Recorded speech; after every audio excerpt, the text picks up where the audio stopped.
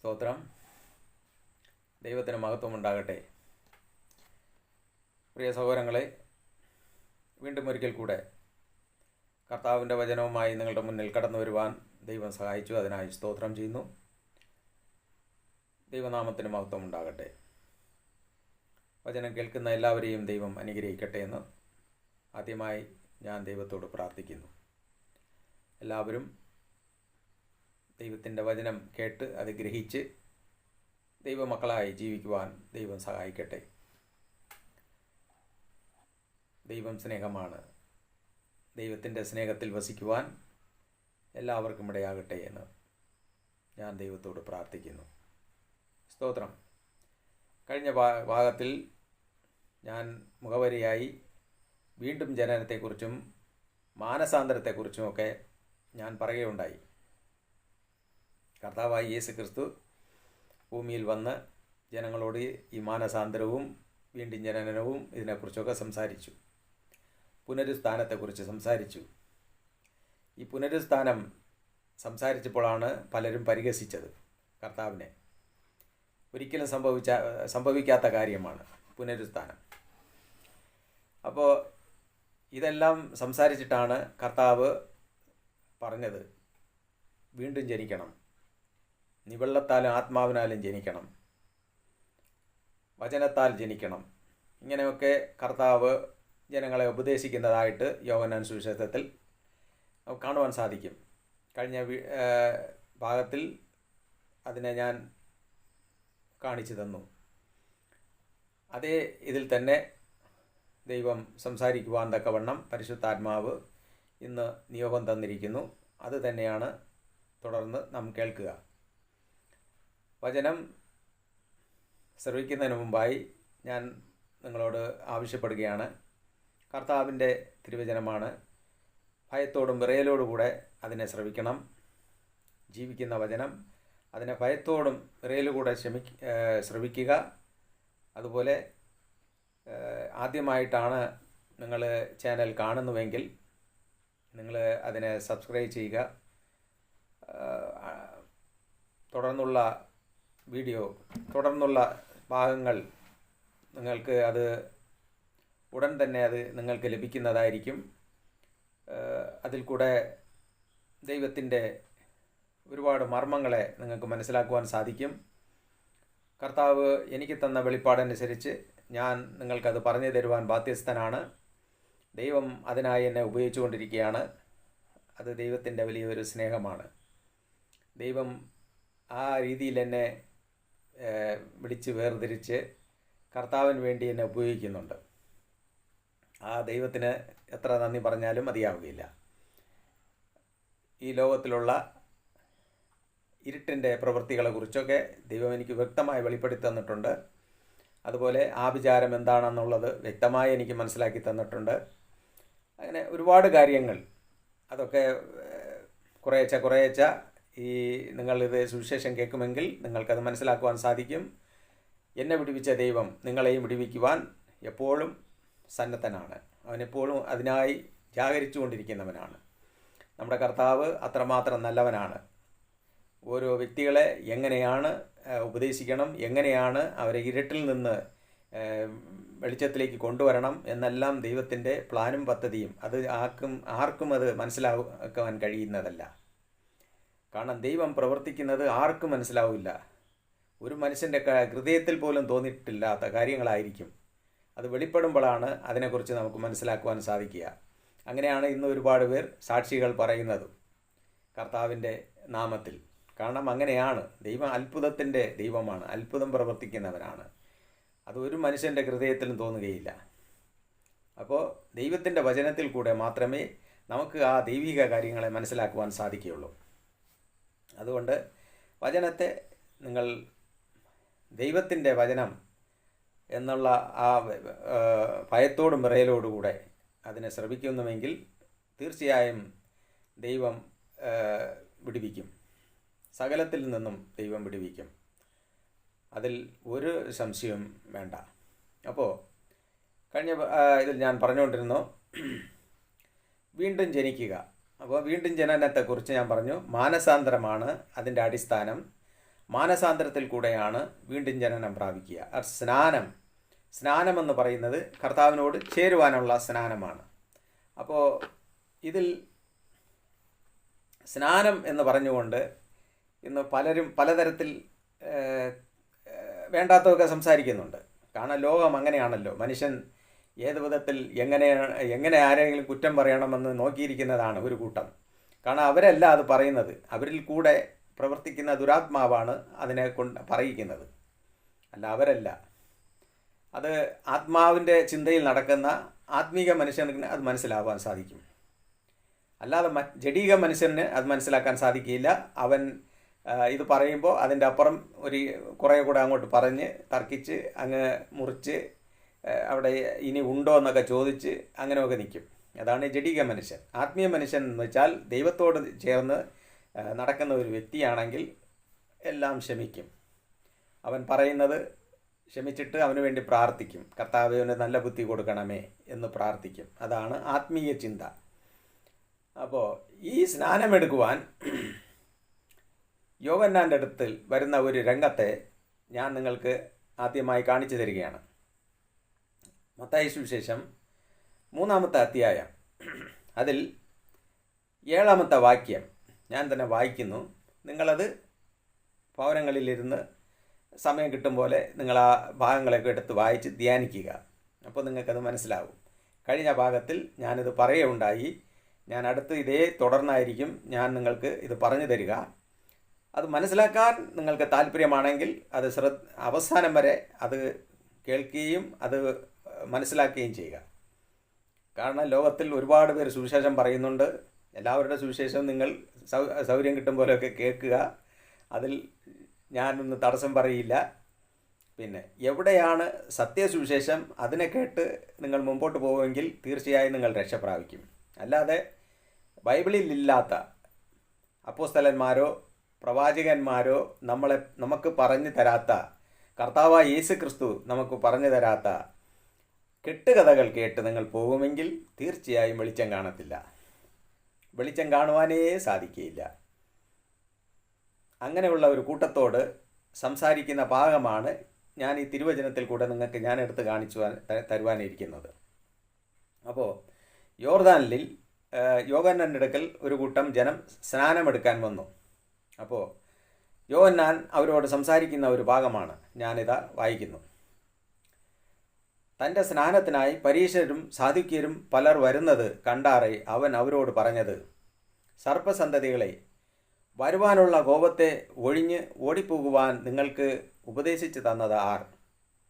മാനസാന്തരത്തിന് യോഗ്യമായ ഫലം കായ്പിൻ. ആബ്രഹാം ഞങ്ങൾക്ക് പിതാവായിട്ടുണ്ട് എന്ന് ഉള്ളം കൊണ്ട് പറവാൻ തുണിയരുത്. ഈ കല്ലുകളിൽ നിന്ന് ആബ്രഹാമിന് മക്കളെ ഉളവാക്കുവാൻ ദൈവത്തിന് കഴിയും എന്ന് ഞാൻ നിങ്ങളോട് പറയുന്നു. ആബ്രഹാമിൻ്റെ മക്കളെന്ന് പറഞ്ഞുകൊണ്ടാണ് അന്ന് കർത്താവിൻ്റെ അടുക്കൽ പലരും തർക്കിക്കാൻ വന്നത്. അതായത് ഇന്ന് പാരമ്പര്യ ക്രിസ്ത്യാനികളാണെന്ന് പറഞ്ഞുകൊണ്ട് നടക്കുന്ന ഒരു കൂട്ടം ആൾക്കാരടുത്ത് സംസാരിക്കും പോലെയാണ് അന്ന്. കർത്താവിനെ അറിയാത്തവരെ നമ്മൾ ഇവിടെ വിളിക്കുന്നില്ല. കർത്താവിനെ അറിയാത്തവർ, അതായത് ഇവിടെ യഹൂദൻ എന്ന് പറയുമ്പോഴും ഇവിടെ പരീശന്മാരെന്ന് പറയുമ്പോഴും അവർ ആബ്രഹാമിൻ്റെ സന്തതി എന്ന് പറയുമ്പോഴും അവർ ഇസ്രായേൽ ജനമാണ്. ആബ്രഹാമിൻ്റെ മക്കൾ എന്ന് അവർ അവകാശപ്പെടുന്നുവെങ്കിൽ കർത്താവായ യേശുക്രിസ്തു പറയുകയാണ്, എനിക്കറിയാം നിങ്ങൾ ആബ്രഹാമിൻ്റെ സന്തതി എന്ന്. എന്നാൽ നിങ്ങൾ മാനസാന്തരത്തിന് യോഗ്യമായ ഫലം കായ്പിൻ. ഫലം കായ്ച്ചില്ല എങ്കിൽ ഈ കല്ലുകളിൽ നിന്ന് വരെ ദൈവത്തിന് മക്കളെ ഉണ്ടാക്കുവാൻ കഴിയും. കാരണം നിങ്ങൾ അവകാശം പറയുന്നു ഞങ്ങൾ ആബ്രഹാമിൻ്റെ സന്തതി എന്ന്. ഇന്ന് പലരും പാരമ്പര്യ ക്രിസ്ത്യാനികളാണെന്ന് പറയുന്നു. പ്രിയമുള്ളവരെ, പാരമ്പര്യ ക്രിസ്ത്യാനികളെന്ന് പേര് പറഞ്ഞുകൊണ്ട് കാര്യമില്ല. കർത്താവായ യേശു ക്രിസ്തുവിൽ വിശ്വസിക്കുന്നു എങ്കിൽ കർത്താവിൻ്റെ കൽപ്പനകളെ അനുസരിക്കാൻ ഓരോരുത്തരും ബാധ്യസ്ഥരാണ്. ഇവിടെ കല്ലുകളിൽ നിന്ന് മക്കളെ ഉളവാക്കുവാൻ ദൈവത്തിന് കഴിയുമെന്ന് പറയുന്നതിൻ്റെ കാരണം,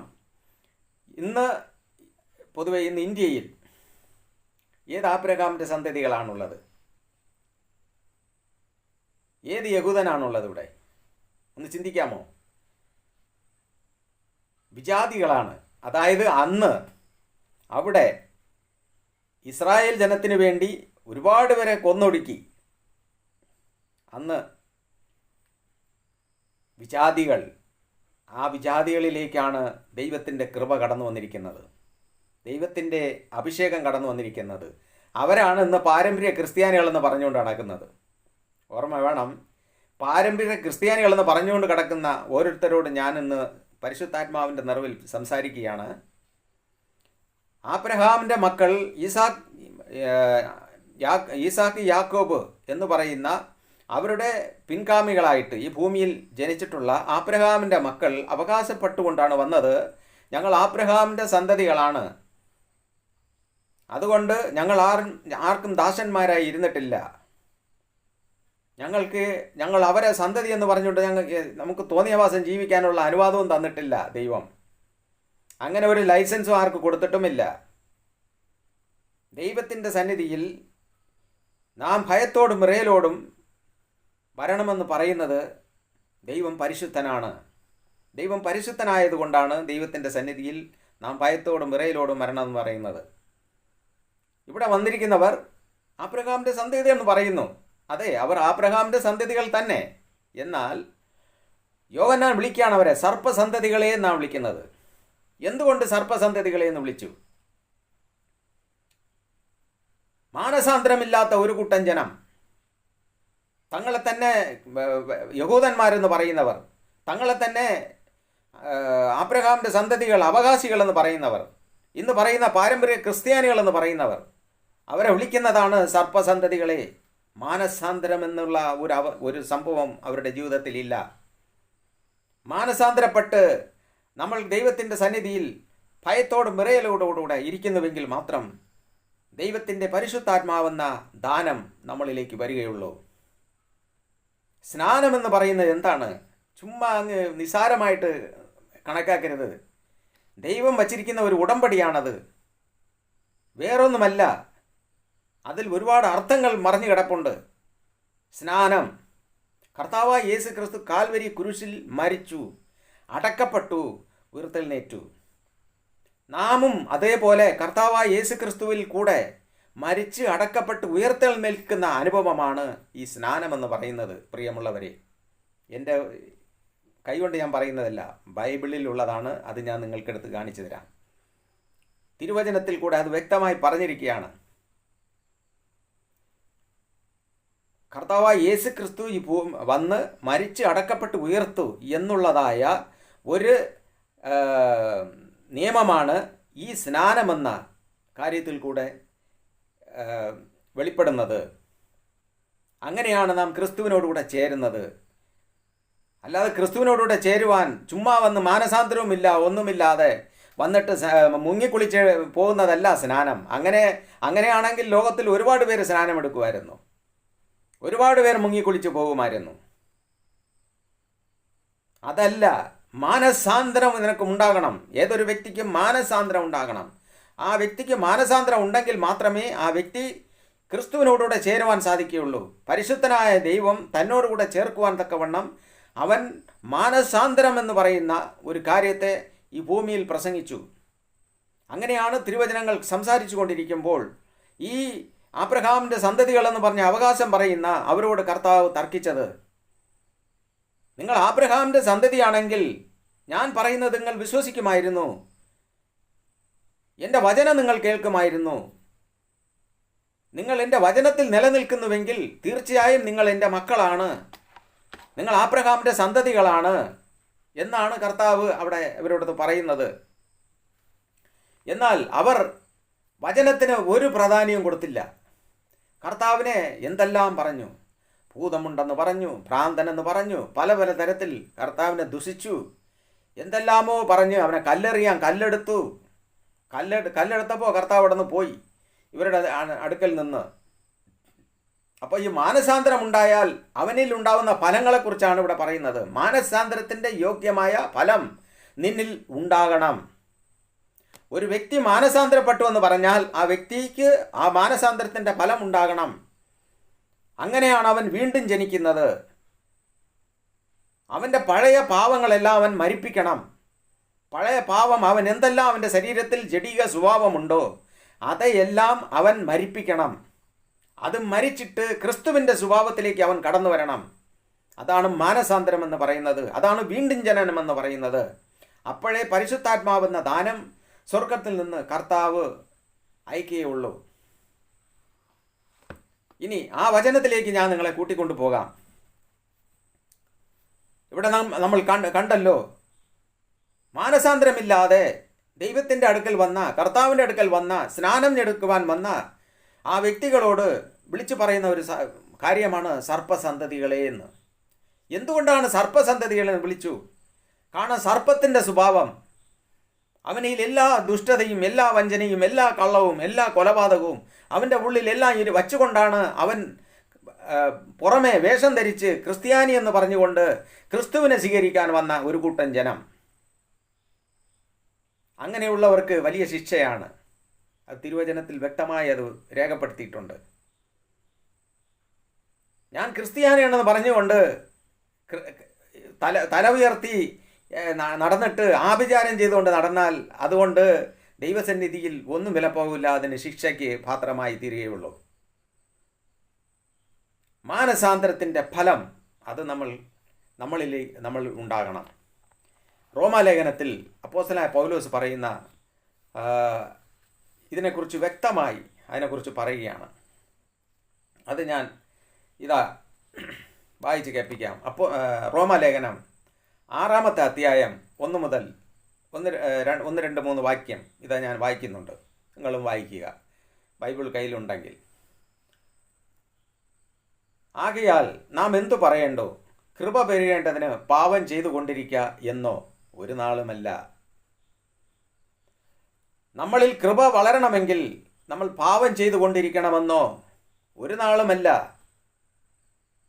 പാപം ചെയ്തുകൊണ്ടിരുന്നാൽ നമ്മളിൽ ഏത് കൃപയാണ് വളരും? ഒരു കൃപയും വളരാൻ പോണില്ല. അപ്പോസ്തലനായ പൗലോസ് പരിശുദ്ധാത്മാവിൽ ഇവിടെ രേഖപ്പെടുത്തിയിരിക്കുന്ന കാര്യമാണ്. വീണ്ടും ജനനം, മാനസാന്തരം എന്ന് പറയുന്ന ഒരു കാര്യത്തെ ബൈബിൾ രേഖപ്പെടുത്തിയിരിക്കുന്നത് നാം തിരിച്ചറിയേണ്ടത് ഏറ്റവും പ്രധാനമായിട്ടുള്ള ആവശ്യമാണ്. തർക്കിക്കാൻ വേണ്ടി ഇഷ്ടം പോലെ ഉണ്ട്. എന്നാൽ കർത്താവിൻ്റെ തിരുവചനത്തിൽ വ്യക്തമായി അത് രേഖപ്പെടുത്തിയിരിക്കുകയാണ്. മാനസാന്തരം എന്ന് പറഞ്ഞാൽ എന്ത്? വീണ്ടും ജനനം എന്ന് പറഞ്ഞാൽ എന്ത്? വീണ്ടും ജനിക്കുക എന്ന് പറഞ്ഞാൽ നമ്മളെ പഴയ മനുഷ്യനെ മരിപ്പിക്കുക എന്നുള്ളതാണ്. അടുത്ത് ഞാൻ വായിക്കാം, കേട്ടോളി. പാപസംബന്ധമായി മരിച്ചവരായ നാം ഇനി അതിൽ ജീവിക്കുന്നത് എങ്ങനെ? ഒരിക്കൽ പാപം സംബന്ധമായി നാം മരിച്ചുവെങ്കിൽ വീണ്ടും അതിൽ ജീവിക്കുന്നത് എങ്ങനെ? പരിശുദ്ധാത്മാവ് ചോദിക്കുന്ന ചോദ്യമാണ്. അല്ല, യേശുക്രിസ്തുവിനോട് ചേരുവാൻ സ്നാനം ഏറ്റവരായ നാം എല്ലാവരും അവൻ്റെ മരണത്തിൽ പങ്കാളികളാകുവാൻ സ്നാനമേറ്റിരിക്കുന്നു എന്ന് നിങ്ങൾ അറിയുന്നില്ലയോ? ഞാൻ കഴിഞ്ഞ ഇതിൽ പറഞ്ഞു, ക്രിസ്തുവിനോട് ചേരുവാൻ സ്നാനമേറ്റിരിക്കുന്നു നാം എല്ലാവരും. എന്നാൽ ക്രിസ്തുവിനോട് ചേരുവാൻ സ്നാനമേറ്റതിൻ്റെ അർത്ഥം, അതിൻ്റെ അർത്ഥം ഇതാണ് ഇവിടെ പറഞ്ഞിരിക്കുന്നത്. അവൻ്റെ മരണത്തിൽ പങ്കാളികളാകുവാനാണ്.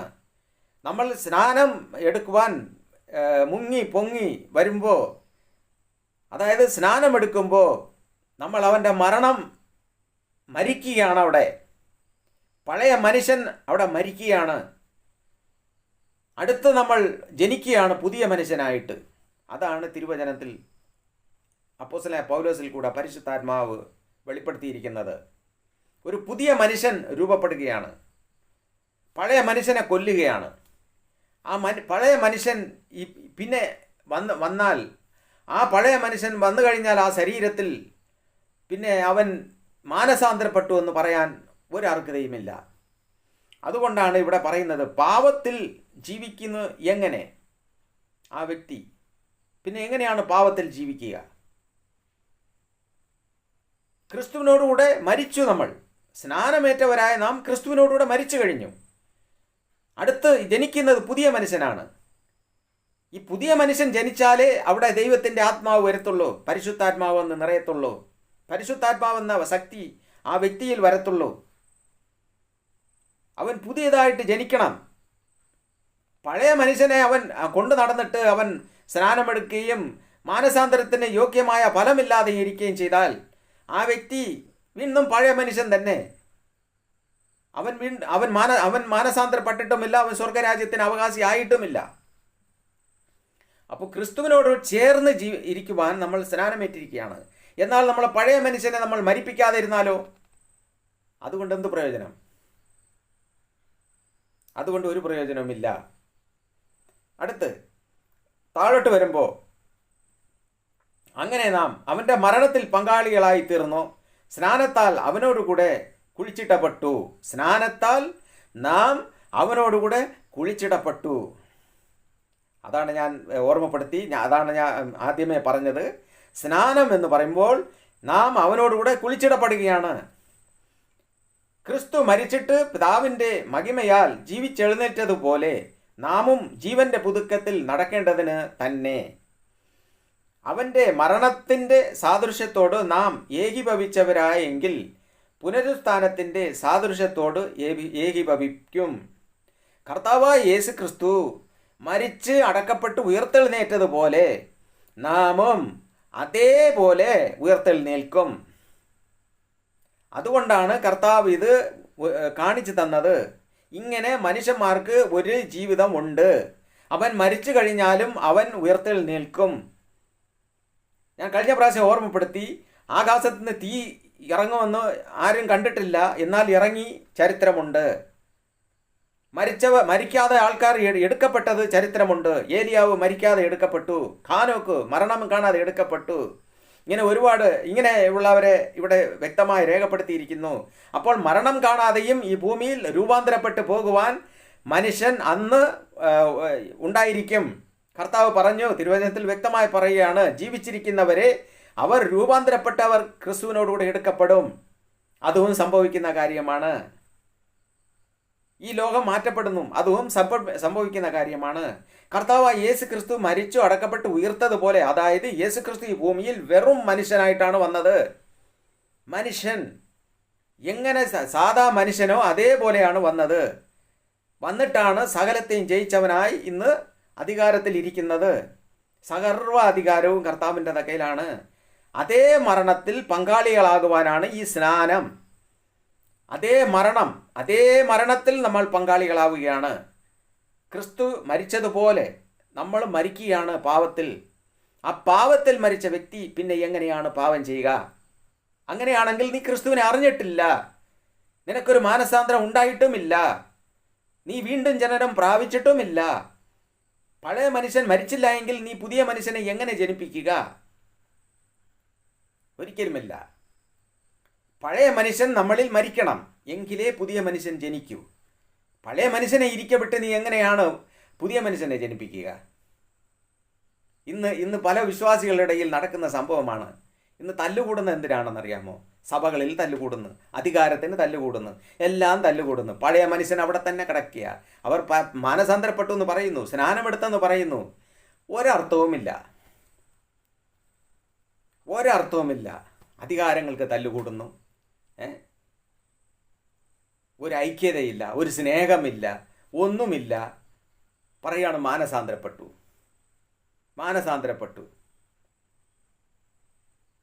മോഹിക്കുക. മോഹമെന്ന് പറയുന്നത് തന്നെ ഏറ്റവും പ്രധാനപ്പെട്ടതായ ഒരു ഇതാണ്. കർത്താവ് കൽപ്പനയിൽ പറഞ്ഞിട്ടുണ്ട്, അടുത്തവൻ്റെ വസ്തുവിനെയോ വകകളോ യാതൊന്നിനെ നീ മോഹിക്കരുത് എന്ന് പറഞ്ഞുകൊണ്ട്. പ്രധാന കൽപ്പന. ഇന്ന് അടുത്തവൻ്റെ ധനത്തെയാണ് മോഹിക്കുന്നത്. എങ്ങനെയെങ്കിലും അവൻ്റെ പണം എങ്ങനെയെങ്കിലും പിടിച്ചു പറിക്കാമോ എന്ന് പറഞ്ഞുകൊണ്ട് അടുത്തവൻ്റെ പണം മോഹിക്കുന്നവരാണ് കൂടുതലും ഉള്ളത്. ദൈവസഭയിലുമുണ്ട്, പുറത്തുമുണ്ട്. വലിയ വലിയ ഊഴിയക്കാർ എന്ന് പറഞ്ഞിരിക്കുന്നു, അടുത്തവൻ്റെ പണം മോഹിച്ചുകൊണ്ട്. അടുത്തവൻ്റെ പാക്കറ്റിൽ കിടക്കുന്ന പണത്തെ എങ്ങനെയെങ്കിലും നമുക്ക് എടുക്കണം. അങ്ങനെ മോഹിക്കുന്നവർ അവർക്കൊക്കെ അത് കിട്ടാൻ പോകുന്ന ശിക്ഷ വലിയതാണെന്ന് അവർ തിരിച്ചറിയുന്നില്ല. മോഹിക്കുക എന്ന് പറയുന്നതിൽ ഏറ്റവും പ്രധാനപ്പെട്ടാണ് ഇപ്പം നിൽക്കുന്നത്. പ്രധാനപ്പെട്ട സ്ഥലത്തിലാണ് നിൽക്കുന്നത് സുവിശേഷം പറയുന്നവർ. അടുത്തവൻ്റെ പണം വശീകരിച്ചെടുക്കുവാൻ കള്ളം പറഞ്ഞും ഭയപ്പെടുത്തിയും. മോഹം.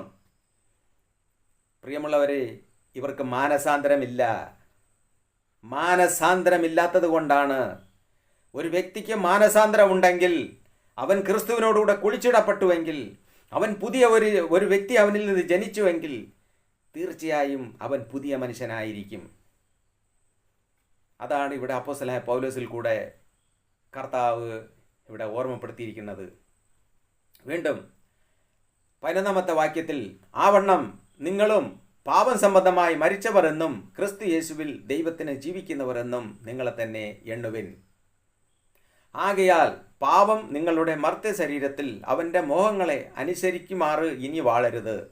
നിങ്ങളുടെ അവയവങ്ങളെ അനീതിയുടെ ആയുധങ്ങളായി പാപത്തിന് സമർപ്പിക്കുകയും അരുത്. എന്തുകൊണ്ടെന്ന് വെച്ചാൽ, പാപത്തിന് നമ്മൾ വീണ്ടും സമർപ്പിച്ചാൽ നമ്മൾ ദൈവത്തിന് അടിമയല്ല, ദൈവത്തിനുള്ളവരല്ല, സാത്താനുള്ളവരാണ്.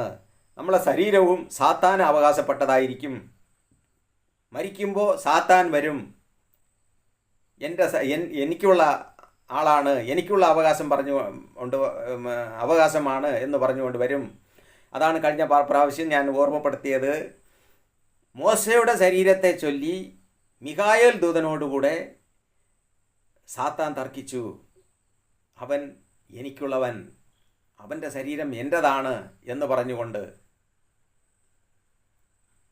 സാത്താൻ മിഖായേൽ ദൂതനോട് വാദിച്ചതെക്കുറിച്ച് ഞാൻ കഴിഞ്ഞ ഭാഗത്തിൽ ഞാൻ അതിനെ ഓർമ്മപ്പെടുത്തി. പ്രിയമുള്ളവരെ, അത് തന്നെയാണ് ഇവിടെയും. നമ്മൾ ക്രിസ്തുവിനോട് കൂടെ മരിച്ചുവെങ്കിൽ നാം വീണ്ടും എങ്ങനെ പാപത്തിന് ജീവിക്കുക?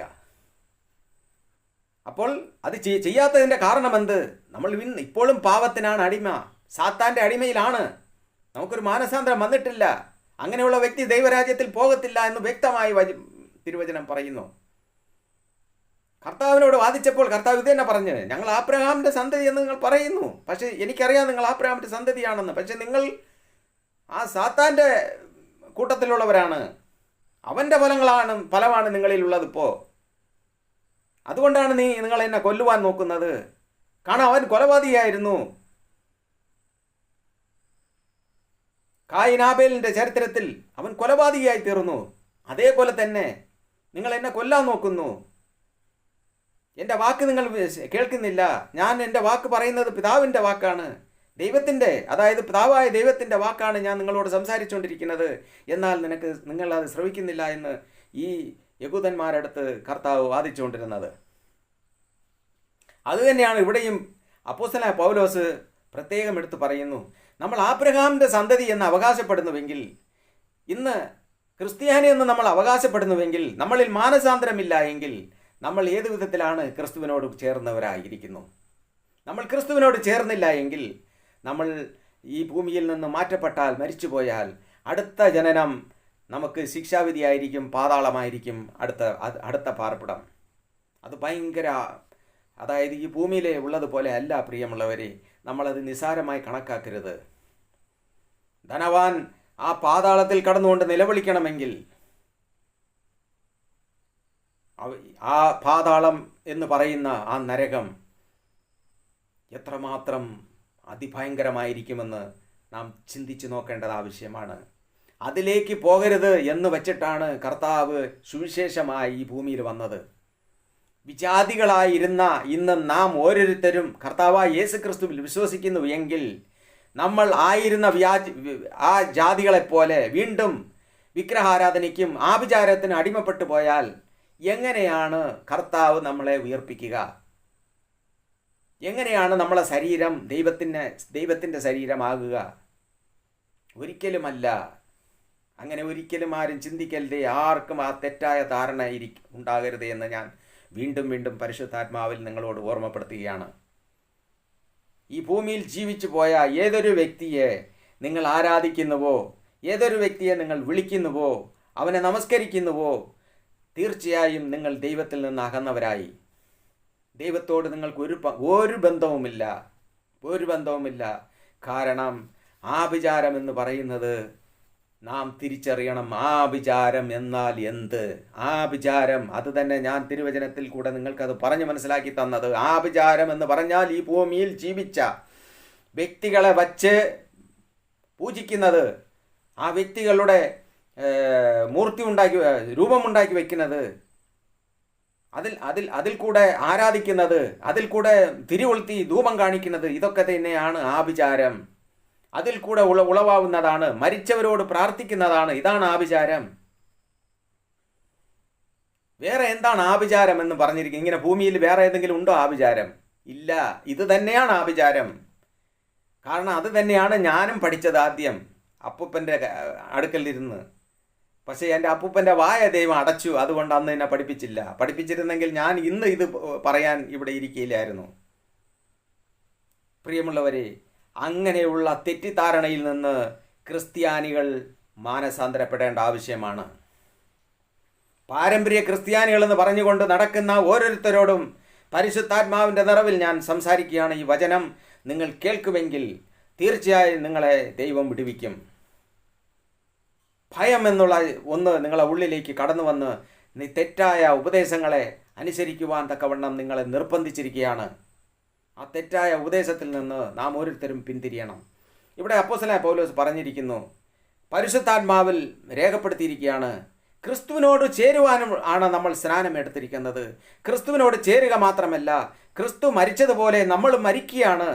നമ്മൾ മരിച്ചെങ്കിൽ ഒരു പുതിയ മനുഷ്യൻ അവിടെ നിന്ന് രൂപപ്പെടുകയാണ്, ജനിക്കുകയാണ്. ആ വീണ്ടും ജനനം എന്ന് പറയുന്ന അവസ്ഥയിലേക്ക് നമ്മൾ വന്നുവെങ്കിൽ പുതിയ മനുഷ്യനാണ് വീണ്ടും ജനിക്കുന്നത്, പഴയ മനുഷ്യനല്ല. പഴയ മനുഷ്യൻ ചത്തു, അവനെ കുളിച്ചിട്ടായി. അതാണ് മാനസാന്തരം എന്ന് പറയുന്നത്. പ്രിയമുള്ളവരെ, മാനസാന്തരം അത് നാം ഓരോരുത്തരും മനസ്സിലാക്കിയിരിക്കേണ്ട ആവശ്യമാണ്. ഇനി മാനസാന്തര ഫലം കർത്താവ് പറഞ്ഞല്ലോ. അവിടെ നമ്മൾ ആദ്യം വായിച്ച ഭാഗത്തിൽ നമ്മൾ കേൾക്കുകയുണ്ടായി, മാനസാന്തരത്തിന് യോഗ്യമായ ഫലം കായ്പിൻ. മാനസാന്തരത്തിന് യോഗ്യമായ ഫലം. അപ്പോൾ ഇതിൽ ഒരു ഫലമുണ്ട് ജഡീക ഫലം, ഒരു ഫലമുണ്ട് ആത്മീയ ഫലം. ഒരു വ്യക്തി മാനസാന്തരപ്പെട്ടാൽ ആ വ്യക്തിയിൽ ഇന്ന ഗുണങ്ങളുണ്ടാവും. മാനസാന്തരപ്പെടാത്ത ഒരു വ്യക്തിയിൽ ഇന്ന ഗുണമുണ്ടാവും എന്നുള്ളത് വ്യക്തമായി തിരുവചനത്തിൽ രേഖപ്പെടുത്തിയിട്ടുണ്ട്. അത് ഞാൻ നിങ്ങൾക്ക് എടുത്ത് കാണിച്ചു തരാം. ഒരുപാട് കാര്യങ്ങൾ മാനസാന്തരത്തിനെ കുറിച്ച് പറയാനുണ്ട്. അത് സമയം കിട്ടും പോലെ ഞാൻ പറഞ്ഞു തരും. അത് കേൾക്കാൻ മനസ്സുള്ളവർ അത് കേട്ടുകൊള്ളുക. എന്തുകൊണ്ടെന്നാൽ നമ്മൾ എന്ത് തന്നെ ഈ ഭൂമിയിൽ പടുത്തുയർത്തിയാലും, ഏത് തരത്തിൽ തന്നെ പടുത്തുയർത്തിയാലും അന്ധവിശ്വാസത്തിൽ നമ്മൾ ജീവിക്കുമെങ്കിൽ യാതൊന്നിനും ഒരു വിലയുമില്ല. അന്ധവിശ്വാസം ദൈവത്തിൽ നിന്ന് നമ്മളെ അകറ്റിക്കളയും.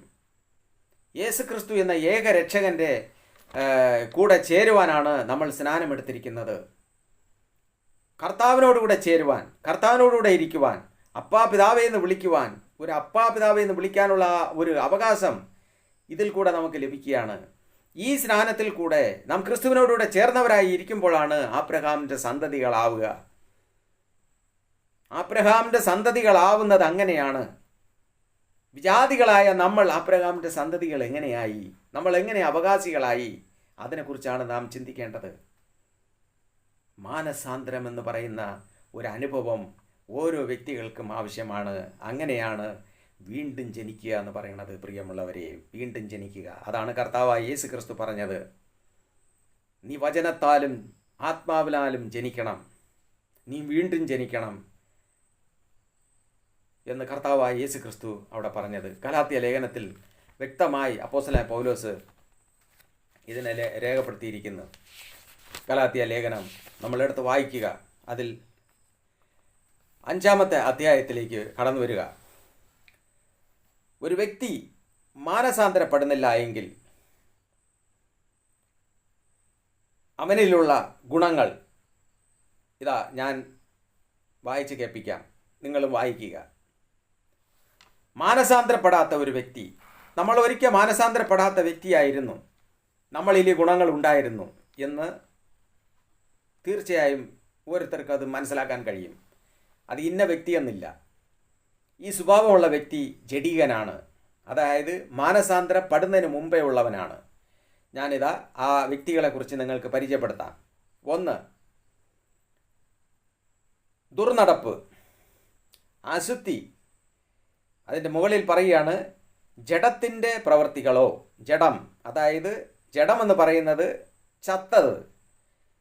ചത്തതിനെയാണ് ജഡമെന്ന് പറയുന്നത്. ഒരു വ്യക്തി മരിച്ചു കഴിഞ്ഞാൽ ആ വ്യക്തിയെ ജഡമെന്നാണ് പറയുന്നത്.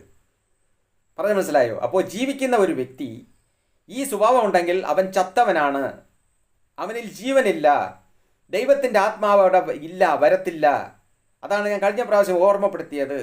പാപത്തിൽ ജീവിക്കുന്ന വ്യക്തി അവൻ സാത്താനുള്ളവനാണ്, അവൻ ജഡമാണ്, അവൻ നരകത്തിലേക്ക് പോകേണ്ടവനാണ്, പാതാളത്തിലേക്ക് പോകേണ്ടവനാണ്.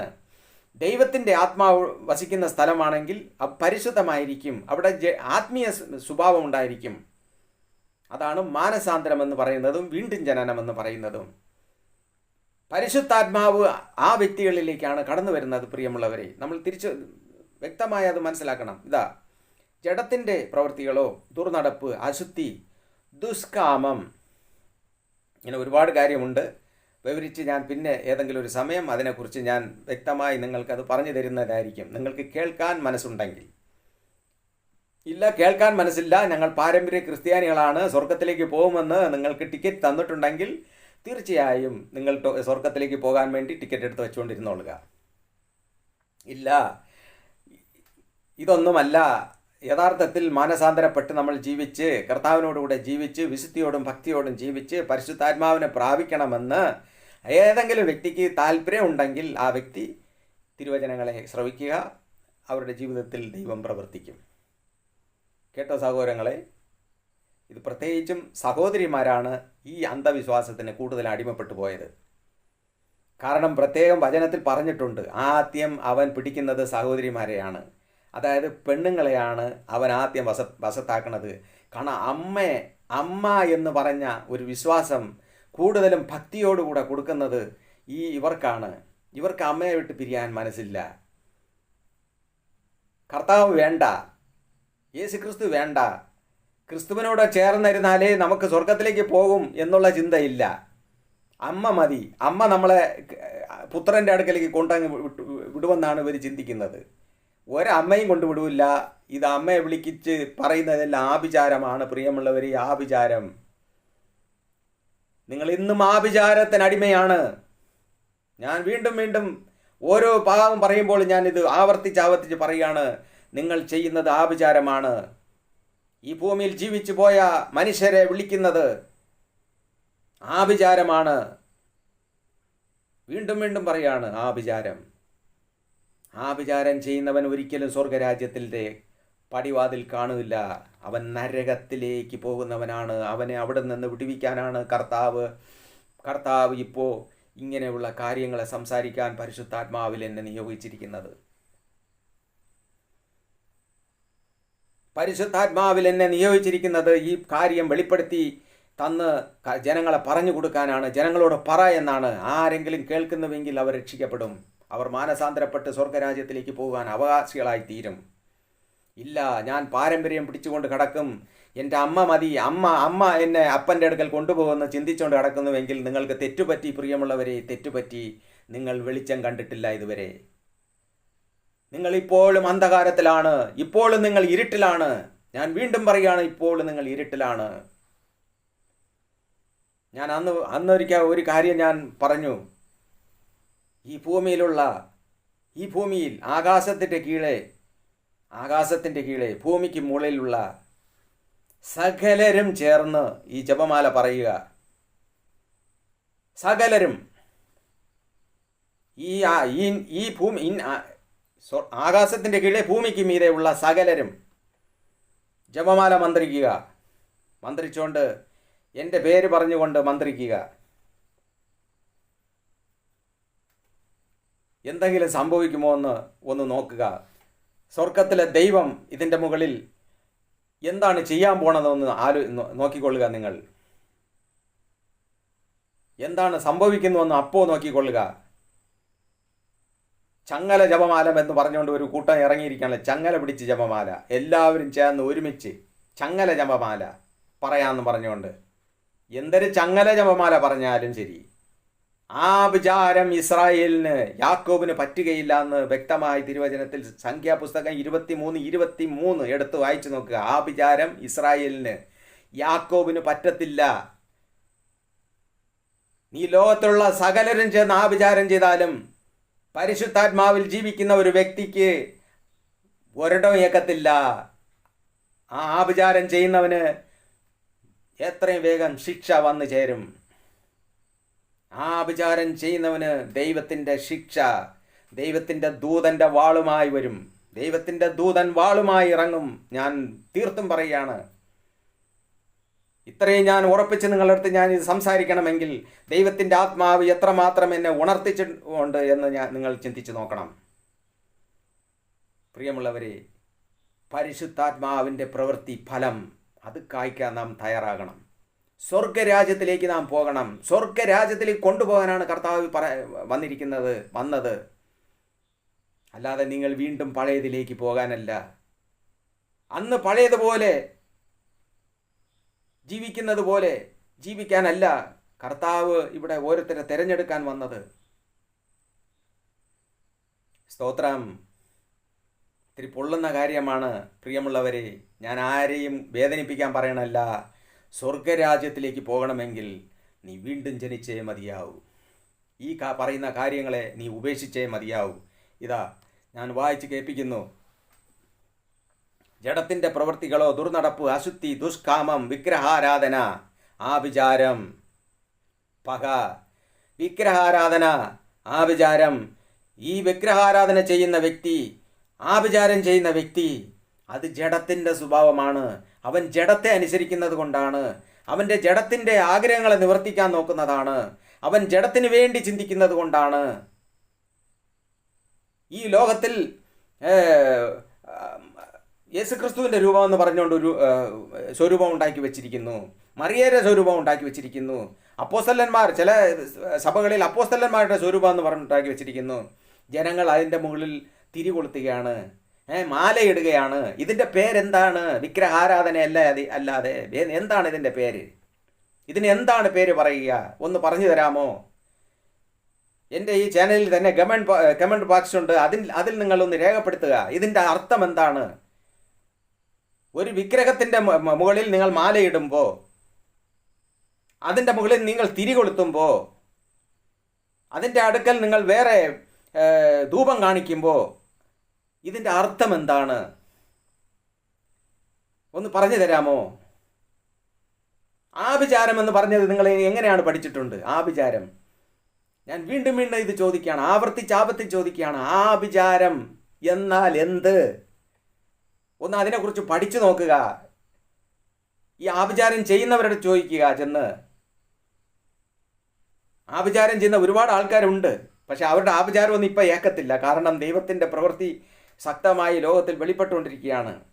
ഒരുപാട് അഭിഷേകം പ്രാപിച്ചവർ ലോകത്തിലുണ്ട്. അതുകൊണ്ട് പെട്ടെന്നൊന്നും ഇപ്പോൾ ആഭിചാരത്തിന് വിലയില്ല. മനസ്സിലായോ? ആഭിചാരം, ഞാൻ വീണ്ടും പറയുകയാണ്, സഭയിൽ സാത്താൻ ആഭിചാരൻ ചെയ്യാനാണ് കൊണ്ടുവന്ന് തന്നിരിക്കുന്നത്. ജപമാല, അതാണ് വെളിച്ചപ്പാട് പറയുന്നത്. വെളിച്ചപ്പാട് ആത്മാവാണ് ഇതിൻ്റെ പുറകിൽ പ്രവർത്തിക്കുന്നത്. അതാണ് ദർശനങ്ങൾ പറയുന്നത്, വെളിച്ചപ്പാട് പറയണത്. അതിൽ നിന്നെല്ലാം വിട്ടോടി മാനസാന്തരപ്പെട്ടുകൊള്ളുവൻ പ്രിയ സഹോദരങ്ങളെ. ഇതാ അവിടെ പറയുകയാണ്, വിഗ്രഹാരാധന, ആഭിചാരം, പക, പിണക്കം, ജാരശങ്ക, ക്രോധം, സാഠ്യം, തന്ത്വപക്ഷം, ഭിന്നത, അസൂയ, മദ്യപാനം, വെറിക്കൂത്ത് മുതലായവ എന്ന് വെളിവാകുന്നു. എന്താണെന്നറിയാമോ? ഇത് ജഡത്തിൻ്റെ സ്വഭാവം. അതായത് നമ്മളിൽ ഓരോരുത്തരിൽ ഇതിലുണ്ടായിരുന്നു നേരത്തെ. ഈ ലോകത്തിലുള്ള നീതിമാനെന്ന് പറയുന്ന പലരുടെ ശരീരത്തിലും ഈ സ്വഭാവം ഉണ്ടായിരുന്നു. ഇന്ന് ജീവിക്കുന്ന പലരുടെ ശരീരത്തിലും ഈ സ്വഭാവം ഉണ്ട്. ഇത് മരിക്കണം.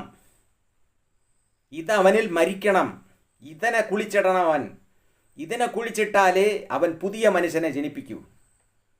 ഈ സ്വഭാവമുള്ള ഒരുത്തനും പരിശുദ്ധാത്മാവ് പ്രാപിക്കുകയില്ല. ഈ സ്വഭാവമുള്ള ഒരുത്തനും പരിശുദ്ധാത്മാവ് പ്രാപിക്കുകയില്ല. അങ്ങനെയുള്ള സ്വഭാവം വച്ചുകൊണ്ട് പരിശുദ്ധാത്മാവിനെ പ്രാപിച്ചു എന്ന് പറഞ്ഞുകൊണ്ട് അഭ്യാസം കാണിക്കുന്നവനൊന്നും ദൈവരാജ്യം കാണത്തില്ല. ലോകത്തിൽ ഒരുപാട് പേരുണ്ട് ഇതുപോലത്തെ വേഷങ്ങളൊക്കെ വച്ചുകൊണ്ട് ദൈവസന്നിധിയിൽ അഭിനയിക്കുന്ന ഒരു കൂട്ടം. ഇതൊന്നും ദൈവരാജ്യം കാണുകയില്ല പ്രിയമുള്ളവരെ. ദൈവത്തിൻ്റെ നാമത്തെ നമ്മൾ അപമാനിക്കരുത്. മാനസാന്തരം എന്ന് പറയുമ്പോൾ, വീണ്ടും ജനനമെന്ന് പറയുമ്പോൾ ഈ ജഡിക സ്വഭാവം മരിക്കണം. ഈ കാണുന്ന ജഡിക സ്വഭാവം നമ്മളിൽ മരിച്ചേ മതിയാവൂ. ജഡത്തിൻ്റെ പ്രവൃത്തി, ദുർനടപ്പ്, അശുദ്ധി, ദുഷ്കാമം ഇത് വിവരിച്ച് പറയണോ? ഇതൊക്കെ വിവരിച്ച് പറയാൻ ഒരുപാടുണ്ട്. സമയം കിട്ടട്ടെ. ദൈവത്തിൻ്റെ ആത്മാവ് ഇതിനെക്കുറിച്ചൊക്കെ പറഞ്ഞു തരും. വിഗ്രഹാരാധന, ഞാൻ പറഞ്ഞു, വിഗ്രഹാരാധന, ആഭിചാരം. ഈ ആഭിചാരം എന്ന് പറയുന്നത് സഭയിൽ തന്നെ ഉണ്ട്. പാരമ്പര്യ ക്രിസ്ത്യാനികൾ കൊണ്ട് നടക്കുന്നത് ആഭിചാരം. വീണ്ടും വീണ്ടും പറയുകയാണ്. പക കൊണ്ട് നടക്കുന്നത്, ശരീരത്തിൻ്റെ ജഡിക സ്വഭാവം, പിണക്കം. ഒരു വ്യക്തിയോട് പിണങ്ങിയിരുന്ന പിന്നെ തിരിച്ച് സംസാരിക്കാൻ മനസ്സ് കാണില്ല. പിണക്കം, ജാരസംഘ, ക്രോധം, സാഠ്യം, ത്വത്വപക്ഷം, ഭിന്നത, അസൂയ, മദ്യപാനം, വെറിക്കൂത്ത് മുതലായവ. എത്ര സ്വഭാവമാണ് ഒരു മനുഷ്യൻ്റെ ശരീരത്തിലുണ്ടെന്ന് നോക്കണേ. മദ്യപാനം, കഴിഞ്ഞ പ്രാവശ്യം പറഞ്ഞു മദ്യപാനത്തിൻ്റെ കാര്യം. ഇങ്ങനെ ഇതെല്ലാം ഒരു കൊലപാതക കൂട്ടമാണ്. ഇത്ര പേരും ഒരു ശരീരത്തിലിരിക്കുന്ന ജഡീകന്മാരാണ്. അതുകൊണ്ടാണ് യോഹന്നാൻ വിളിച്ചു പറഞ്ഞത് സർപ്പസന്തതികളേന്ന്. കാരണം സർപ്പസന്തതികൾക്കാണ് ഈ സ്വഭാവമുള്ളത്. ഈ സ്വഭാവമുള്ള ഒരു വ്യക്തിയെ പരിശുദ്ധാത്മാവ് വിളിക്കുന്ന പേരാണ് സർപ്പസന്തതി. അങ്ങനെയുള്ള സ്വഭാവമുള്ളവർ, ഇത്രയും സ്വഭാവമുള്ള ആരെങ്കിലും ഉണ്ടെങ്കിൽ ഈ സ്വഭാവമെല്ലാം വിട്ട് മാനസാന്തരപ്പെടുവാൻ ഇടയാകണം. വീണ്ടും ജനിക്കുന്ന ഒരു വ്യക്തിയിൽ ഉണ്ടാകേണ്ട ഗുണങ്ങളെ താഴെ പറയുന്നുണ്ട്. ഇതാ: ആത്മാവിൻ്റെ ഫലമോ സ്നേഹം, സന്തോഷം, സമാധാനം, ദീർഘക്ഷമ, ദയ, പരോപകാരം, വിശ്വസ്തത, സൗമ്യത, ഇന്ദ്രിയജയം. ഈ വകയ്ക്ക് വിരോധമായി ഒരു ന്യായപ്രമാണവും ഇല്ല. ഈ വകയ്ക്ക് വിരോധമായി ഒരു ന്യായപ്രമാണവും ഇല്ല. പ്രിയമുള്ളവരെ, ഇന്ദ്രിയജയം. ഇന്ന് പലരും വീണു പോകുന്നത് ഈ ഒരു കാര്യത്തിലാണ്. സാത്താൻ അടിമപ്പെടുത്തുന്നത് ഈ ഒരു കാര്യത്തിലാണ്. ദുഷ്കാമം. ഈ ദുഷ്കാമത്തെ മരിപ്പിച്ചിട്ട് ഇതിൽ നിന്ന് ഇന്ദ്രിയ ജയം ഉണ്ടാകണം. അതാണ് പരിശുദ്ധാത്മാവ് രേഖപ്പെടുത്തിയിരിക്കുന്നത്. ഒരു ആത്മാവിൻ്റെ ഫലമുള്ള വ്യക്തി, വീണ്ടും ജനനം പ്രാപിച്ച വ്യക്തി, ആ വ്യക്തിയിൽ ഈ സ്വഭാവം ഉണ്ടായിരിക്കും. ആത്മാവിൻ്റെ ഫലമുണ്ടായിരിക്കും. അങ്ങനെയുള്ളവനാണ് വീണ്ടും ജനിച്ചു എന്ന് പറയുന്നത്. ഇന്ന് ഒരുപാട് പേർ വീണ്ടും ജനിച്ചു എന്ന് പറഞ്ഞ് വലിയ അഭിഷേകം കൊണ്ട് നടക്കുന്നുണ്ട്. പുറത്ത് ചെന്ന് നോക്കുമ്പോൾ അറിയാൻ പറ്റും. വാ തുറക്കണ്ട, അപ്പോൾ കാണാം ഇവരെ അഭിഷേകം എങ്ങനെയാണ് പുറത്തു വരണമെന്ന്. അവർ ഇന്നും മാനസാന്തരപ്പെട്ടിട്ടില്ല, ഇന്നും അഭിഷേകം പ്രാപിച്ചിട്ടില്ല, ഇന്നും അവർ വീണ്ടും ജനിച്ചിട്ടില്ല. പുറമേ അവർ ജനിച്ചിട്ടേ ഉള്ളൂ, അകമേ ജനിച്ചിട്ടില്ല. അകമേയുള്ള മനുഷ്യൻ ഇപ്പോഴും അവിടെ കിടക്കുക. വീണ്ടും ജനിക്കുക എന്ന് പറയുന്ന പ്രിയമുള്ളവർ, ഈ ജഡീക സ്വഭാവത്തെ അവൻ മരിപ്പിച്ച് ഈ ആത്മീയ സ്വഭാവത്തെ അവനിൽ അവൻ രൂപപ്പെടുത്തിയെടുക്കണം. സ്നേഹം, അവനിൽ എപ്പോഴും സ്നേഹം ഉണ്ടായിരിക്കും. ആരെയും സ്നേഹിക്കാനുള്ള മനോഭാവം ഉണ്ടായിരിക്കും. സന്തോഷം ഉണ്ടായിരിക്കും. എന്ത് വന്നാലും ശരി, ഏത് വന്നാലും ശരി, എന്ത് പ്രശ്നം വന്നാലും ശരി, അവനെപ്പോഴും സന്തോഷമുള്ളവനായിരിക്കും. ദൈവത്തിൽ സന്തോഷിക്കും. സന്തോഷമെന്ന് പറയും, ദൈവത്തിൽ സന്തോഷിക്കും അവൻ.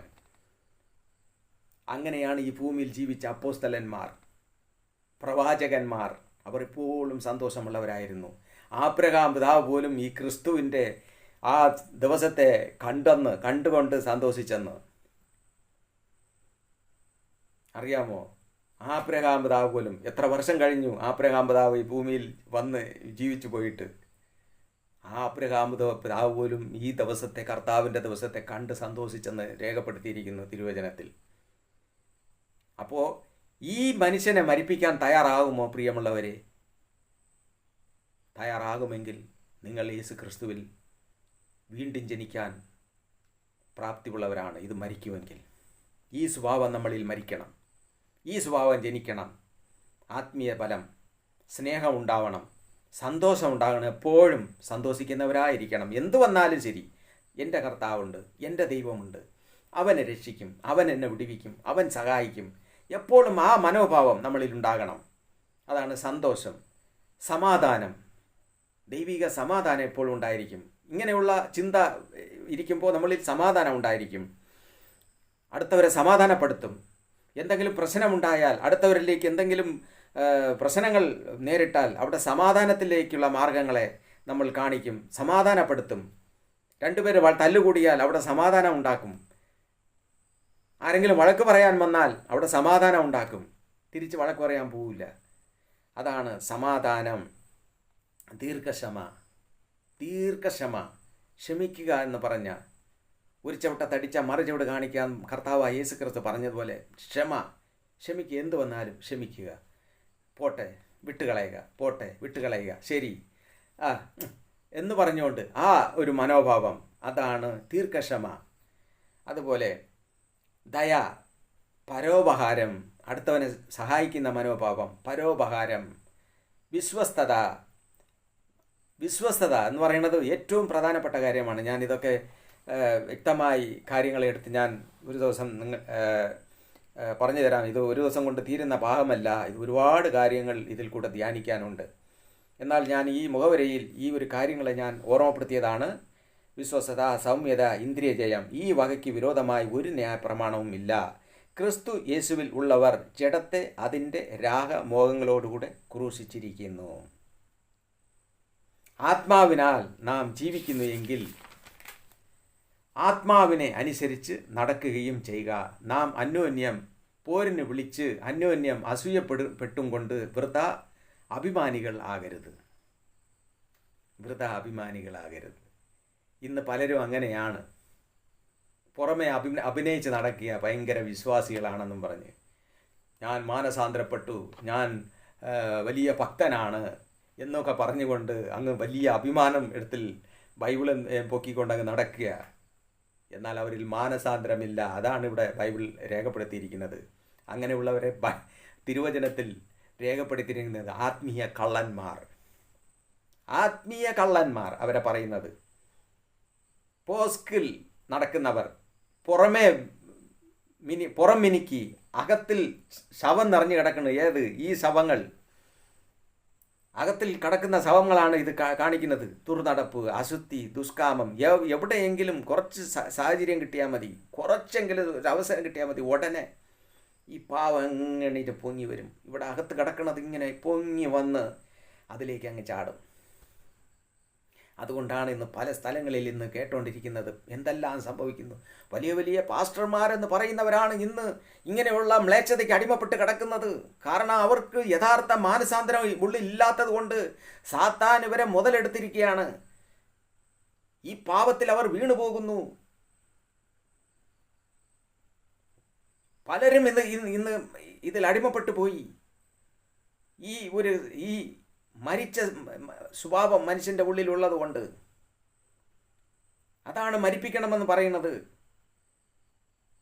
ദുർനടപ്പ്, അശുദ്ധി, ദുഷ്കാമം, വിഗ്രഹാരാധന, ആഭിചാരം, പക, പിണക്കം, ജാരസംഘ, ക്രോധം, സാഠ്യം, ദ്വന്ദ്വപക്ഷം, ഭിന്നത, അസൂയ, മദ്യപാനം, വെറിക്കൂത്ത് മുതലായവ.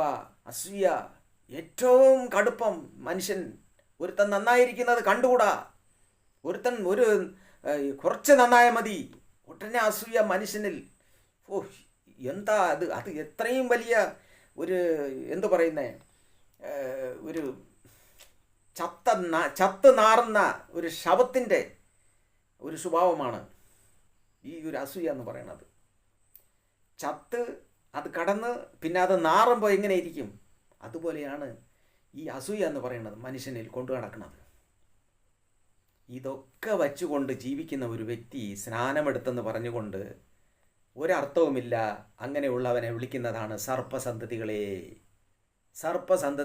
എന്ന് വിളിക്കുന്നത് തിരുവചനം. പരിശുദ്ധാത്മാവ് വിളിക്കുന്നതാണ് സർപ്പസന്തതികളെ എന്ന്. പ്രിയമുള്ളവരെ, നാം വീണ്ടും ജനനം പ്രാപിക്കണമെന്ന് അന്ന് കർത്താവ് ആ ഒരു ശതാധിപനോട് പറഞ്ഞതാണ്. അവൻ വലിയ ന്യായാധിപനാണ്. ഞാൻ എല്ലാം ഇതുവരെ ന്യായപ്രമാണം അനുസരിച്ച് നടക്കുകയാണ് കൊർന്നല്യോസ്. പ്രിയമുള്ളവരെ, അങ്ങനെയുള്ള വ്യക്തികളോട് കർത്താവ് പറഞ്ഞതാണ് കേട്ടോ. അതുകൊണ്ട് നാം ഓരോരുത്തരും അങ്ങനെയുള്ള സ്വഭാവത്തിൽ പോകാതെ മാനസാന്തരം എന്ന് പറയുന്ന ഒരു ജീവിതം നമുക്ക് വേണമെങ്കിൽ, നിത്യജീവൻ്റെ അവകാശം നമ്മൾ പ്രാപിക്കണമെങ്കിൽ, തീർച്ചയായും നമ്മൾ കർത്താവിൻ്റെ വചനമനുസരിച്ച് നമ്മൾ ഈ ജഡിക സ്വഭാവത്തെ നാം മരിപ്പിക്കേണ്ടത് ആവശ്യമാണ്. ജഡിക സ്വഭാവം നമ്മളിൽ നിന്ന് മരിച്ചാലേ നമുക്ക് ആത്മീയ സ്വഭാവം നമ്മളിലേക്ക് കടന്നു വരികയുള്ളൂ. സ്തോത്രം. ഞാൻ പറഞ്ഞു കൊർന്നല്യോസ് അല്ല, നിക്കോദേമോസ്. സ്തോത്രം. കൊർന്നല്യോസ് അപ്പോസ്തല പ്രവൃത്തിയിലുള്ളതാണ്. പെട്ടെന്നത് വായിൽ വന്നു. ക്ഷമിക്കുക. നിക്കോദേമോസ് എന്നു പേരുള്ള മനുഷ്യൻ ഉണ്ടായിരുന്നു. അവൻ രാത്രിയിൽ അവൻ്റെ അടുക്കൽ വന്ന് അവനോട്, രബി, നീ ദൈവത്തിൻ്റെ അടുക്കൽ നിന്ന് ഉപദേഷ്ടാവായി വന്നിരിക്കുന്നു എന്ന് ഞങ്ങൾ അറിയുന്നു. ദൈവം തന്നോടുകൂടെ ഇല്ലെങ്കിൽ നീ ചെയ്യുന്ന ഈ അടയാളങ്ങളെ ചെയ്യുവാൻ ആർക്കും കഴിയുകയില്ല എന്ന് പറഞ്ഞു. യേശു അവനോട്, ആമേൻ ആമേൻ, ഞാൻ നിന്നോട് പറയുന്നു, പുതിയതായി ജനിച്ചില്ല എങ്കിൽ ദൈവരാജ്യം കാണുവാൻ ആർക്കും കഴിയുകയില്ല എന്ന് ഉത്തരം പറഞ്ഞു. അവൻ എന്താണ് പറഞ്ഞത്? കർത്താവിനെ ഒന്ന് പൊക്കിയാൽ മതി, കർത്താവ് അവനെ കുറിച്ച് എന്തെങ്കിലും നല്ല വാക്ക് പറയുമെന്നു. മുഖത്തടിച്ചതുപോലെയാണ് കർത്താവ് അവന് മറുപടി കൊടുത്തത്. അവൻ്റെ ഉള്ളറിഞ്ഞുകൊണ്ടാണ് കർത്താവ് അവന് മറുപടി കൊടുത്തത്. അവനൊരു പ്രമാണിയാണ്, പരീശന്മാരുടെ ഒരു പ്രമാണി. വലിയ ഒരു പ്രമാണി എന്ന് പറയുമ്പോൾ വലിയ ധനവാനാണ് അവൻ. കർത്താവിൻ്റെ അടുക്കൽ വന്നിട്ട് കുറേ കർത്താവിനെ ഒന്ന് പൊക്കിയാൽ, ഇന്ന് അങ്ങനെയാണ് ഒരുപാട് പേർ ചെയ്യുന്നത്. അവർ വലിയ പ്രമാണിയായിരുന്ന അപ്പോസ്തലന്മാരെയും ഇവരെയൊക്കെ ഒന്ന് പൊക്കി വെച്ചാൽ ഇവരും കുറേ അവരെ കൂടാങ്ങ് പൊങ്ങിക്കൊള്ളും. എന്നാൽ യേശുക്രിസ്തു അങ്ങനെയല്ല. അവൻ്റെ ഉള്ളിനെ മനസ്സിലാക്കിക്കൊണ്ട് കർത്താവ് പറഞ്ഞതാണ്, നീ വീണ്ടും ജനിക്കണം. വീണ്ടും ജനിച്ചില്ല എങ്കിൽ നീ ദൈവരാജ്യം കാണുകയില്ല. നീ ആരായിക്കോട്ടെ, ഈ ഭൂമിയിൽ ജനിച്ച ആരായിക്കോട്ടെ, ഏത് വ്യക്തിയായിക്കോട്ടെ, നീ ധനവാനായാലും ശരി, ദരിദ്രനായാലും ശരി, ഈ ഭൂമിയിൽ മനുഷ്യനായി ജന്മം എടുത്ത ഏതൊരു വ്യക്തിയായാലും ശരി, നീ സ്വർഗം എന്ന് പറയുന്ന നിത്യജീവൻ അവകാശമാക്കണമെങ്കിൽ നീ മാനസാന്തരപ്പെട്ടേ മതിയാവൂ, നീ വീണ്ടും ജനിച്ചേ മതിയാവൂ. ഈ ദുർനടപ്പോ, ഈ ചത്ത ശവങ്ങൾ എന്ന് പറയുന്ന ഇത്രയും കാര്യങ്ങളെ നീ മരിപ്പിച്ചേ മതിയാവൂ. ഇത്രയും കാര്യങ്ങൾ നീ മരിപ്പിച്ചില്ല എങ്കിൽ നീ ഒരിക്കലും ദൈവരാജ്യം കാണുകയില്ല, നീ മാനസാന്തരപ്പെട്ടിട്ടുമില്ല. നാം ഓരോരുത്തരും മനസ്സിലാക്കിയിരിക്കേണ്ട കാര്യമാണ് മാനസാന്തരം. പരിശുദ്ധാത്മാവ് പറയുന്നതാണിത്. പ്രിയമുള്ളവരെ, പരിശുദ്ധാത്മാവ് തന്നെ, വേറെ ആരും പറയുന്നതല്ല. മാനസാന്തരം എന്ന് പറഞ്ഞാൽ, വീണ്ടും ജനിക്കുക എന്ന് പറഞ്ഞാൽ ഇത് തന്നെയാണ് പ്രിയമുള്ളവരെ. ഇത്രയും കാര്യങ്ങൾ നമ്മൾ മരിപ്പിക്കണം. തയ്യാറാകുമോ? നിങ്ങളെ ഏൽപ്പിക്കുമോ? എൻ്റെ കർത്താവ് എനിക്ക് മതി, എൻ്റെ യേശു എനിക്ക് മതി എന്ന് ഉള്ളത്തിൽ കൈവച്ചൊന്ന് പറയുമോ? യേശു നിൻ്റെ ഉള്ളത്തിൽ വന്നാൽ, യേശു നിൻ്റെ ശരീരത്തിൽ വന്നാൽ, യേശു നിന്നിൽ വന്നു കഴിഞ്ഞാൽ ഈ ഫലം ഉണ്ടാകും പ്രിയമുള്ളവരെ, ഈ ഫലം ഉണ്ടാകും. അതിന് ഈ സാധനത്തെ നീ മരിപ്പിക്കണം. ഈ സാധനത്തെ നീ മരിപ്പിച്ചേ മതിയാവൂ. ഈ അശുദ്ധിയെ നീ മരിപ്പിക്കണം, ദുർനടപ്പിനെ മരിപ്പിക്കണം, ദുഷ്കാമത്തെ മരിപ്പിക്കണം, വിഗ്രഹാരാധനയെ മരിപ്പിക്കണം, ആഭിചാരത്തെ നീ മരിപ്പിക്കണം. ഏക ദൈവത്തെ നീ മാത്രമേ വിളിക്കാവൂ. ഒരു വ്യക്തിയോട് നീ പക കൊണ്ട് നടക്കരുത്. പിണക്കം ആരിടത്തും പാടില്ല. ജാരശങ്ക ആരിടത്തും പാടില്ല. അസൂയ, ഭിന്നത, മദ്യപാനം, സാഠ്യം, ക്രോധം, സന്തോഷം, ഇതെല്ലാം നാം മരിപ്പിച്ചേ മതിയാവൂ. തയ്യാറാകുമോ? എന്നെ കേൾക്കുന്ന, ഇന്ന് ഈ തിരുവചനങ്ങളെ കേട്ട എൻ്റെ സഹോദരങ്ങളെ, തയ്യാറാകുമോ യേശു ക്രിസ്തുവിനെ സ്വീകരിക്കുവാൻ? കർത്താവിൻ്റെ പരിശുദ്ധാത്മാവിനെ സ്വീകരിക്കുവാൻ നിന്റെ ഉള്ളിൽ ഈ പരിശുദ്ധാത്മാവിൻ്റെ ഫലം കായ്ക്കാനുള്ള ആ ഒരു സ്ഥലമൊരുക്കി കൊടുക്കുമോ? എങ്കിലേ കർത്താവ് പറഞ്ഞു, നീ മാനസാന്തരം എന്ന് പറഞ്ഞ ഒരു അവസ്ഥയിലേക്ക് നീ വന്നു. ഇല്ല എങ്കിൽ നീ മാനസാന്തരത്തിലേക്ക് വന്നിട്ടില്ല.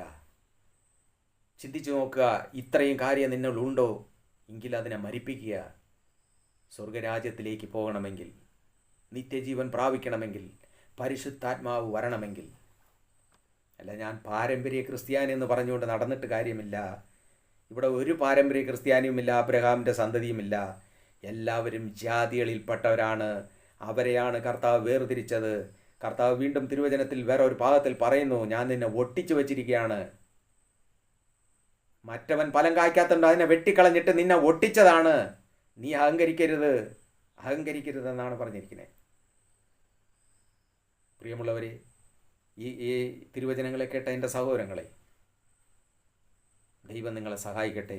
നിങ്ങളുടെ ജീവിതത്തിൽ മാനസാന്തരം ഏത് സാഹചര്യത്തിൽ വന്നാലും മാനസാന്തരപ്പെടുവാൻ തക്കവണ്ണം നിങ്ങൾക്ക് കൃപ നൽകട്ടെ. ഇത് ഇത്തിരി കഠിനമായിട്ടുള്ള കാര്യമാണ് ഇതൊക്കെ ഉപേക്ഷിക്കുക എന്ന് പറയുന്നത്. എന്നാൽ നാം ചാകണം, അതിന് നാം മരിപ്പിക്കണം. എങ്കിലേ നമ്മൾ വീണ്ടും ജനിക്കൂ. വീണ്ടും ജനനം എന്ന് പറയുന്ന കർത്താവ് പറഞ്ഞത്, ഇതിനെ മരിപ്പിച്ചിട്ട് നീ വീണ്ടും ജനിക്കുക. ആ വീണ്ടും ജനിക്കുന്ന മനുഷ്യനിൽ ഉണ്ടാകേണ്ട ഫലങ്ങളാണ് നമ്മൾ ആത്മീയ ഫലങ്ങളെ കണ്ടത്. അങ്ങനെ ഏതെങ്കിലും ഒരു വ്യക്തി ഉണ്ടെങ്കിൽ അവൻ ഭാഗ്യവാനാണ്. അവൻ്റെ കൂടെ എപ്പോഴും ദൈവത്തിൻ്റെ ആത്മാവ് വ്യാപരിച്ചുകൊണ്ടിരിക്കും. അത് ഉറപ്പാണ്. ദൂതൻ അവൻ എപ്പോഴും കാവലുണ്ടായിരിക്കും. അങ്ങനെയുള്ള വ്യക്തികളെ കൂടെ ദൈവത്തിൻ്റെ ദൂതൻ എപ്പോഴും ഉണ്ടായിരിക്കും. ഒരു ദോഷവും തട്ടാതെ വണ്ണം അവർ കാത്തുകൊള്ളും. അതാണ് സങ്കീർത്തനകാരൻ പറയുന്നത്, അത്യുന്നതൻ്റെ മറവിൽ വസിക്കുകയും സർവ്വസത്യൻ്റെ നിഴലിൽ കീഴിൽ പാർക്കുകയും ചെയ്യുന്നവൻ യഹോവയെക്കുറിച്ച്, അവൻ എൻ്റെ സങ്കേതവും കോട്ടയും ഞാൻ ആശ്രയിക്കുന്ന ദൈവമെന്ന് പറയുന്നു. അവൻ വേട്ടക്കാരൻ്റെ കണിയിൽ നിന്നും നാശകരമായ മഹാമാരിയിൽ നിന്നും അവനെ വിടുവിക്കും. തൻ്റെ തൂവലുകൾ കൊണ്ട് അവൻ മറയ്ക്കും. തൻ്റെ ചിറകിൻ കീഴിൽ അവൻ ശരണം പ്രാപിക്കും. അവൻ്റെ വിശ്വസ്തത എനിക്ക് പരിചയം പലകയുമായിരിക്കും. രാത്രിയിലെ ഭയത്തെയും പകൽ പറക്കുന്ന അസ്ത്രത്തെയും ഇരുട്ടിൽ സഞ്ചരിക്കുന്ന മഹാമാരിയെയും ഉച്ചയ്ക്ക് നശിപ്പിക്കുന്ന സംഹാരകത്തെയും നിനക്ക് പേടിപ്പാനില്ല. ഹല്ലേലൂയ, സ്തോത്രം. എത്ര മനോഹരമായിട്ട് കർത്താവിൻ്റെ വചനത്തിൽ അത് പറഞ്ഞിരിക്കുകയാണെന്ന് അറിയാമോ? അവൻ തൻ്റെ ദൂതന്മാരോട് കൽപ്പിക്കും, നിന്നെ കല്ലിൽ തട്ടിപ്പോകാതിരിക്കേണ്ടതിന് അവർ നിന്നെ കൈകളിൽ വഹിച്ചുകൊള്ളും. ഈ ആത്മീയ ഫലമുള്ള വ്യക്തികൾക്കാണ് ഈ വാഗ്ദാനം നൽകിയിരിക്കുന്നത്, പ്രിയമുള്ളവരെ. അല്ലാതെ ഈ ദുർനടപ്പും ദുഷ്കാമവും അസൂയയും കുശുമ്പും ദ്രോഹവും വിഗ്രഹാരാധനയും ഇങ്ങനെയുള്ളത് കൊണ്ട് നടക്കുന്ന ഒരു വ്യക്തിക്ക് ദൈവത്തിൻ്റെ സംരക്ഷണമല്ല. സാത്താൻ അവൻ്റെ കൂടെ നടന്നവനെ കുഴിയിൽ കൊണ്ട് നടക്കുകയാണ്. ജഡീക സ്വഭാവം എന്ന് പറഞ്ഞാൽ സാത്താൻ്റെ സ്വഭാവമാണ്. അതാണ് പിശാചിൻ്റെ സ്വഭാവം. സാത്താൻ എന്ന് പറയുന്നത് അത് തന്നെയാണ്. മനുഷ്യനിൽ വസിക്കുന്ന ദുരാത്മാവെന്ന് പറയുന്നത് അത് തന്നെയാണ്.